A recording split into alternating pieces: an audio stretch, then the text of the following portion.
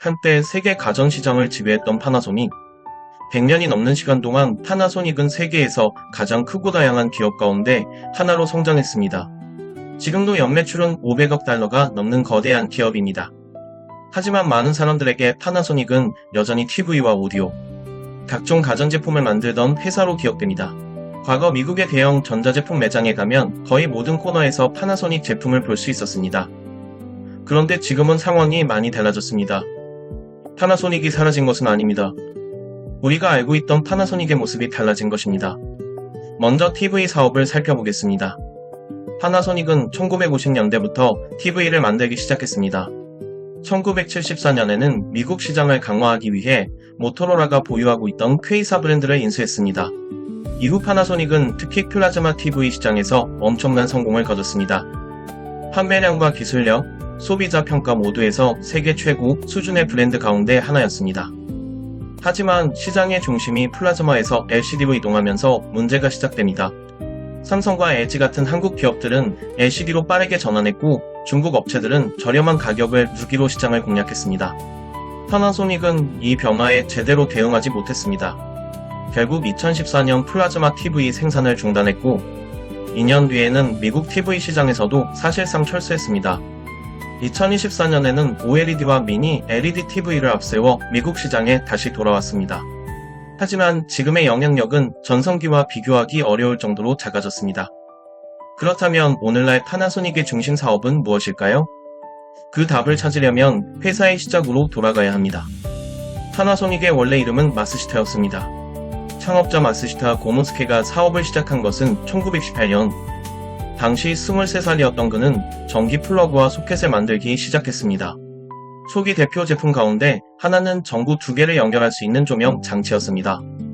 이후 배터리와 손전등을 비롯한 전기 제품으로 사업을 확대했습니다. 그리고 이 배터리 기술은 훗날 파나소닉의 가장 중요한 자산 가운데 하나가 됩니다.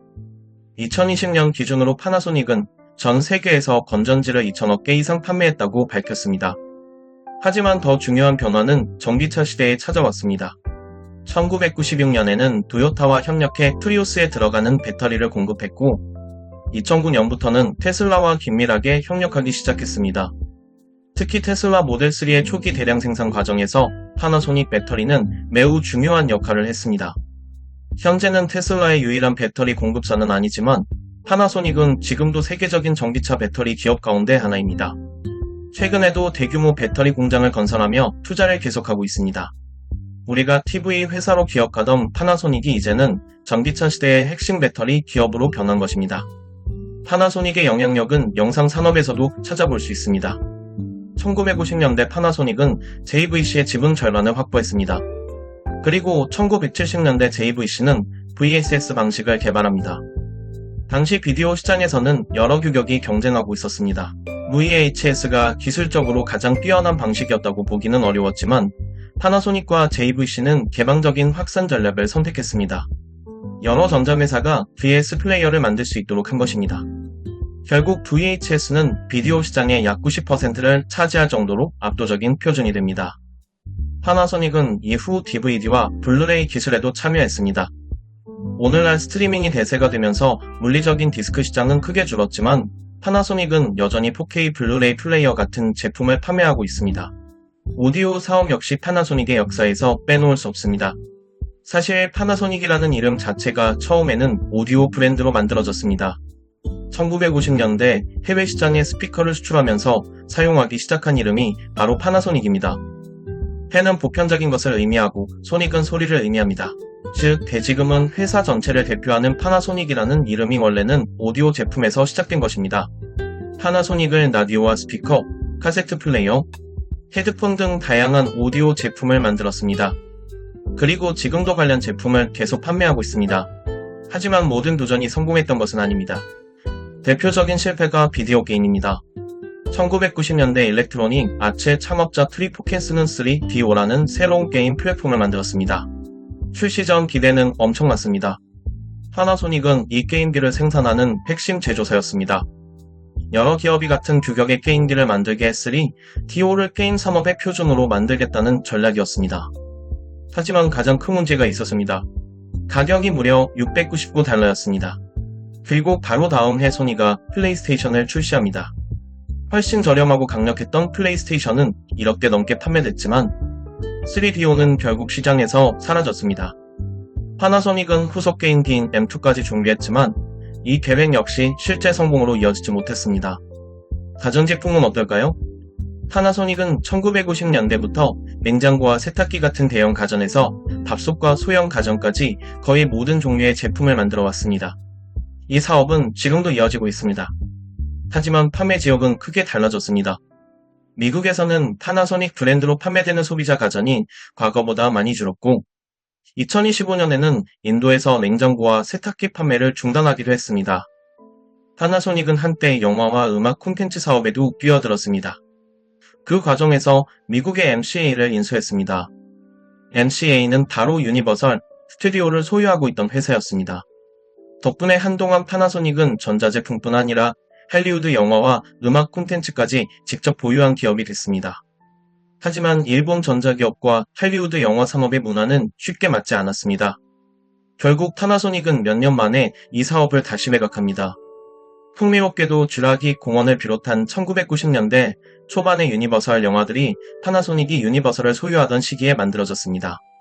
카메라 분야에서도 파나소닉은 중요한 역할을 했습니다. 1980년대부터 소비자용 비디오 카메라를 만들었고 2008년에는 세계 최초의 대량 생산 미러리스 카메라를 선보였습니다. 오늘날에도 루믹스 브랜드를 중심으로 카메라 사업을 계속하고 있습니다. 휴대전화 사업도 한때 상당한 규모였습니다. 2000년 파나소닉은 휴대전화를 1500만 대 이상 판매했습니다. 세계 시장 점유율은 5%가 넘었고 세계 5번째 규모의 휴대전화 제조사였습니다. 지금 생각하면 믿기 어려운 기록입니다. 하지만 스마트폰 시대가 다가오면서 경쟁력을 잃었고 결국 해외 휴대전화 시장에서 철수했습니다. 파나소닉의 사업 가운데 가장 의외의 분야는 자전거입니다. 창업자 마츠시타 모노스케는 9살 때 자전거 가게에서 연습생으로 일했습니다. 그리고 초기 히트 상품 가운데 하나가 자전거에 장착하는 배터리 램프였습니다. 이 램프는 당시 경쟁 제품보다 훨씬 긴 약설은 시간 동안 사용할 수 있었습니다.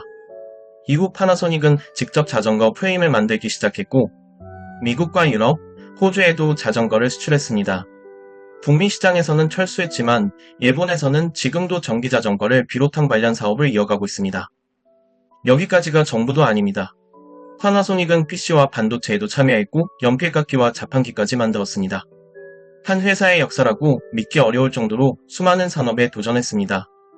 그리고 바로 이것이 오늘날 파나소닉이 예전보다 잘 보이지 않는 이유입니다. 과거 파나소닉을 대표했던 소비자 제품 가운데 상당수는 단종되거나 사업 규모가 줄었습니다. 반면 지금 성장하고 있는 사업은 배터리와 산업기술처럼 일반 소비자의 눈에 잘 보이지 않는 분야가 많습니다. 결국 파나소닉이라는 회사가 사라진 것이 아닙니다. 우리가 알고 있던 파나소닉의 모습이 사라진 것입니다. 100년 넘는 시간 동안 파나소닉은 TV 회사에서 배터리 회사로, 가전기업에서 산업기술 기업으로 끊임없이 모습을 바꿔왔습니다. 소니와 비교하면 그 차이가 더욱 분명합니다. 소니는 플레이스테이션과 카메라, 음악, 영화처럼 소비자가 직접 접하는 사업을 여전히 강하게 유지하고 있습니다. 반면 파나소닉은 소비자의 눈앞에서 한 걸음 물러나 배터리와 산업기술 같은 분야로 중심을 이동했습니다. 그래서 파나소닉의 이야기를 단순한 몰락이라고 부르기는 어렵습니다. 회사가 무너진 것이 아니라 사업의 중심을 완전히 바꾼 것입니다. 한때 전자제품 매장 어디에서나 볼 수 있었던 파나소닉, 이제는 전기차의 배터리와 산업기술, 카메라와 일부 가전제품 뒤에서 여전히 거대한 기업으로 살아가고 있습니다. 파나소닉은 사라진 기업이 아닙니다. 오히려 너무 많은 것을 바꾸면서 우리 눈앞에서 사라져 보이게 된 기업에 가깝습니다.